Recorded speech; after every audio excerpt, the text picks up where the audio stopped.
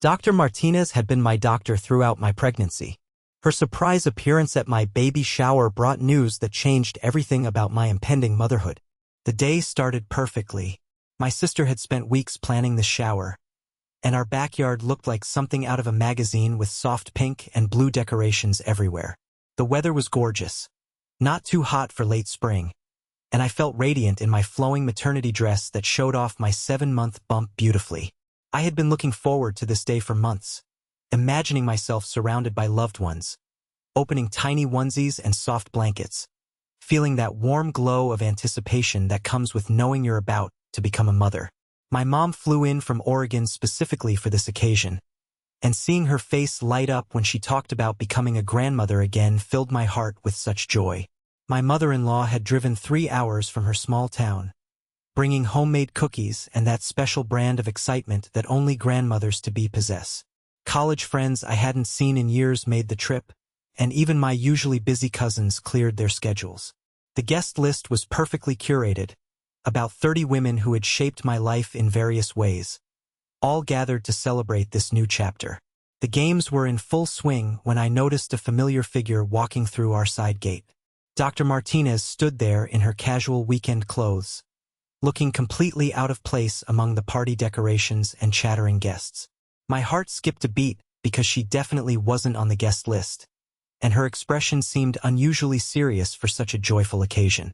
She approached me with determined steps, and I could feel the energy in the backyard shift as conversations gradually died down. She pulled me aside, away from the gift table where I had been unwrapping adorable baby clothes, and her voice was gentle but firm as she explained that she needed to speak with me immediately. The look in her eyes made my stomach drop, and I felt that familiar pregnancy anxiety spike in ways I hadn't experienced since my first trimester.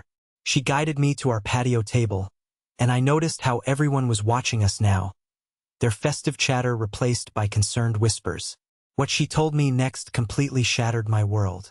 There had been a terrible mix-up with my pregnancy tests and ultrasounds. I wasn't actually pregnant at all. Instead, I had been experiencing something called pseudocyesis, a rare psychological condition where the body mimics pregnancy symptoms so convincingly that even medical professionals can be fooled initially. She explained that she had been struggling with how to tell me this devastating news for weeks, trying to find the right approach, the right moment, the right words that could somehow soften such a crushing blow. The backyard fell completely silent except for the sound of wind chimes and distant traffic.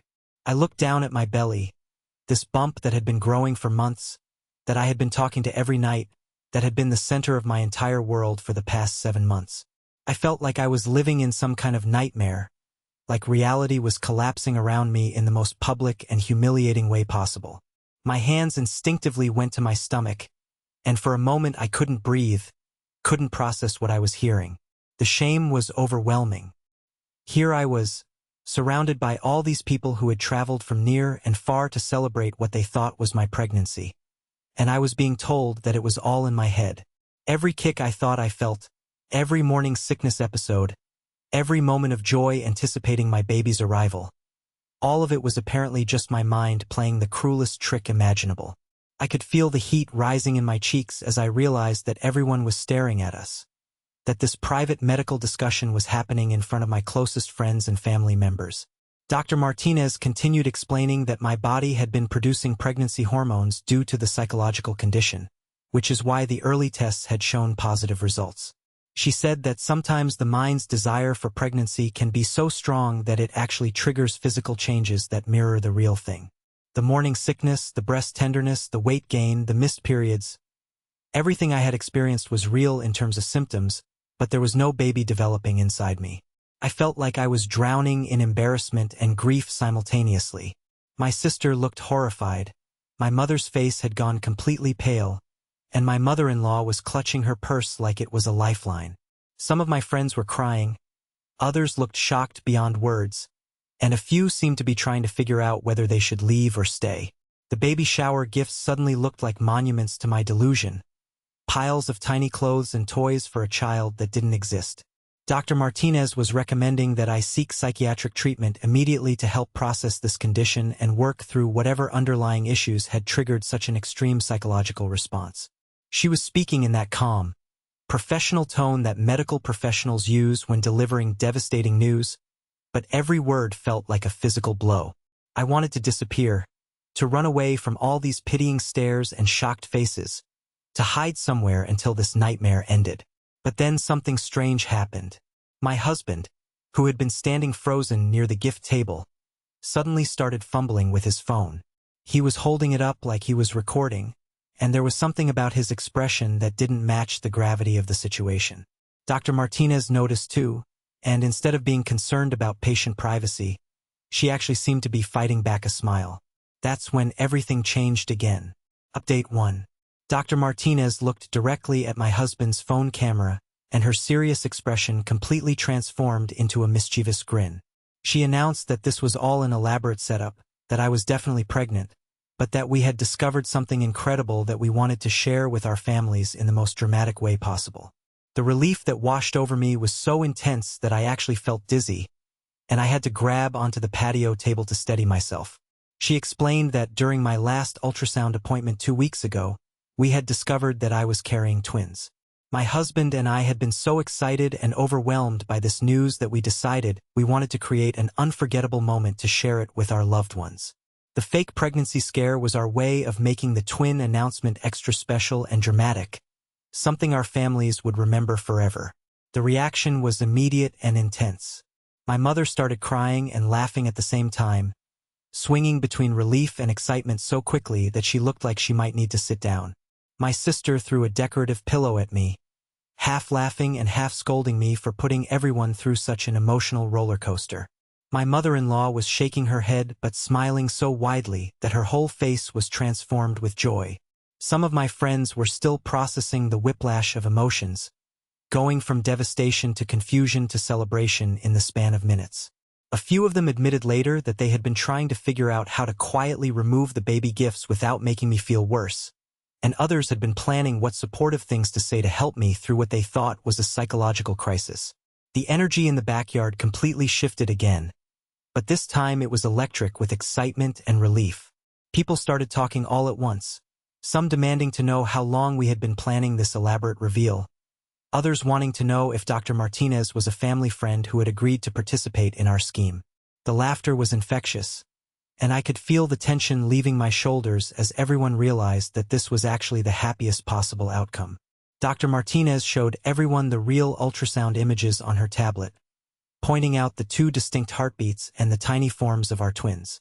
The image was clear enough that you could see both babies, and suddenly everyone was crowding around to get a better look, offering congratulations and asking if we knew the genders yet. The excitement was palpable, and I felt like I was glowing with happiness and pride. My husband explained that Dr. Martinez had been his colleague's wife, and when we told her about our idea for the dramatic reveal, she had immediately volunteered to help us pull it off. She was actually an actress in community theater, not a real obstetrician at all, though she had done extensive research to make her performance convincing. The real Dr. Martinez was safely at home, probably laughing about our elaborate scheme. But even as everyone was celebrating and the party atmosphere returned with even more energy than before, I couldn't shake the feeling that something still wasn't quite right. The fake Dr. Martinez seemed to know an awful lot of specific details about my actual pregnancy, things that would be difficult for someone to research or guess. She knew about my morning sickness patterns, the specific weeks when certain symptoms had started, even small details about my medical history that my husband wouldn't necessarily know to share with an actress. Update 2. As the afternoon progressed and the celebration continued, I kept finding myself studying the woman who had claimed to be an actress playing Dr. Martinez. She was mingling with my guests, and I noticed that she seemed remarkably comfortable discussing medical topics with my nurse friend and my cousin who worked at a clinic. She was using terminology and answering questions with a level of expertise that seemed beyond what someone would research for a simple performance. When I cornered my husband privately in our kitchen while people were outside eating cake, I asked him to explain exactly how he had arranged this elaborate reveal. He seemed evasive, giving vague answers about contacting people through mutual friends, and when I pressed him for specific details, he started getting defensive. Something in his tone made my stomach clench with a familiar anxiety, the same feeling I had gotten when he used to lie about small things early in our relationship. I decided to do some investigating of my own. When the fake Dr. Martinez stepped away to use our bathroom, I quietly followed her and listened outside the door. She was on the phone, and I could hear her speaking in what sounded like medical terminology, discussing patient files and appointment schedules. This didn't sound like someone who was just an actress playing a role for the afternoon. The pieces started falling into place in the most disturbing way. I remembered that during my last real appointment with my actual Dr. Martinez, she had seemed unusually interested in my family dynamics and had asked several questions about my relationship with my husband. At the time, I had attributed this to normal prenatal care, but now I was wondering if there had been something more concerning going on. When the woman returned from the bathroom, I confronted her directly, away from the other guests. I asked her to show me some identification, to prove that she was really just an actress and not actually a medical professional. The look that crossed her face told me everything I needed to know.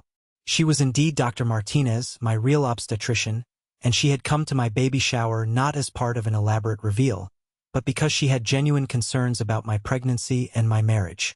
She pulled me aside again, this time to a quiet corner of our house, and explained the real reason for her visit. During my recent appointments, she had noticed signs that suggested I might be experiencing domestic stress, and she had been trying to find an appropriate way to check on my well-being outside of the clinical setting. The twin announcement was real. I was indeed carrying twins, but her initial story about the psychological pregnancy condition had been her way of testing how my husband would react to news that might be perceived as negative or embarrassing. She had been watching his behavior throughout the afternoon, and she was concerned about the way he had immediately started recording when she began delivering what he thought was devastating news about my mental health. She explained that partners who are emotionally supportive typically don't think to document their spouse's moments of medical crisis for social media or entertainment purposes. The revelation hit me like a physical blow. I realized that my husband's first instinct when he thought I was having a psychological breakdown wasn't to comfort me or protect my privacy, but to capture it on video. The elaborate reveal story had been his way of covering up his inappropriate response, spinning it into something that looked planned and celebratory rather than exploitative and insensitive. Dr. Martinez gently explained that she had seen enough concerning signs to warrant this unconventional approach to checking on my situation. She had noticed unexplained bruises during examinations that I had attributed to pregnancy clumsiness, and she had observed changes in my demeanor over the months that suggested I might be under emotional strain. The stress hormones she had detected in my blood work were higher than normal for a healthy pregnancy, which had been another red flag. As I processed this information, I felt a cold realization spreading through my chest. The past few months suddenly looked different through this new lens. The way my husband had been increasingly controlling about my social activities, his insistence on being present for all my medical appointments, his tendency to answer questions directed at me during those visits. I had interpreted these behaviors as protective and caring, but now I wondered if they had been signs of something much more troubling. Final update. The rest of the baby shower passed in a blur of forced smiles and automatic responses. I managed to get through the gift opening and the goodbye hugs, but my mind was reeling with Dr. Martinez's observations and the implications of what she had told me. After the last guest left and we were cleaning up the decorations, I couldn't stop thinking about the pattern of behavior she had described. That evening, I made the decision to have an honest conversation with myself about my marriage. I spent hours going through memories and interactions, looking for signs I might have missed or dismissed. The picture that emerged was deeply unsettling. There had indeed been a gradual increase in controlling behaviors, subtle put-downs disguised as concern, and a growing sense that I was walking on eggshells to avoid triggering his anger. The pregnancy had seemed to intensify these patterns rather than improve them. He had become more possessive about my time, more critical of my choices, and more insistent that his opinions should guide my decisions about everything from prenatal vitamins to baby names. I had rationalized this as him being excited about becoming a father, but now I could see it might have been something much more concerning. Dr. Martinez had given me her personal phone number and encouraged me to call her if I needed support or resources. Over the next few days, I found myself reaching out to her more frequently, and she helped me connect with counselors who specialized in recognizing and addressing unhealthy relationship dynamics. These conversations opened my eyes to patterns I had been unconsciously accepting as normal.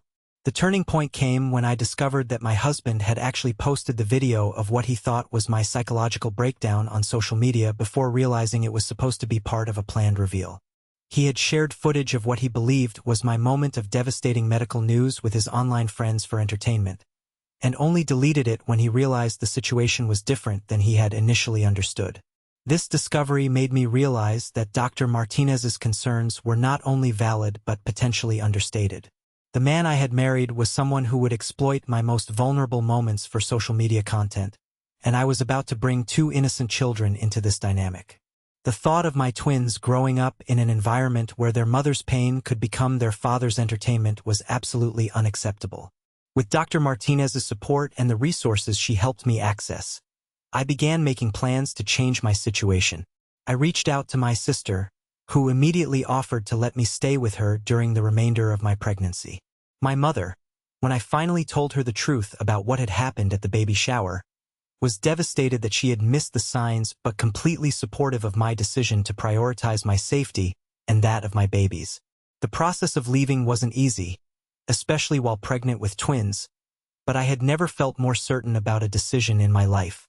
Dr. Martinez continued to provide my prenatal care, and she helped me understand that recognizing and addressing these issues before my children were born was one of the most important gifts I could give them. My twins were born healthy and beautiful 3 months later, and I was surrounded by people who truly cared about our well-being. My sister had transformed her spare room into a nursery. My mother had moved closer to help with the babies, and I had built a support network of friends and professionals who understood the challenges I had faced. Looking back, I realized that what started as what I thought would be a fun surprise announcement at my baby shower actually became the moment that changed the entire trajectory of my life.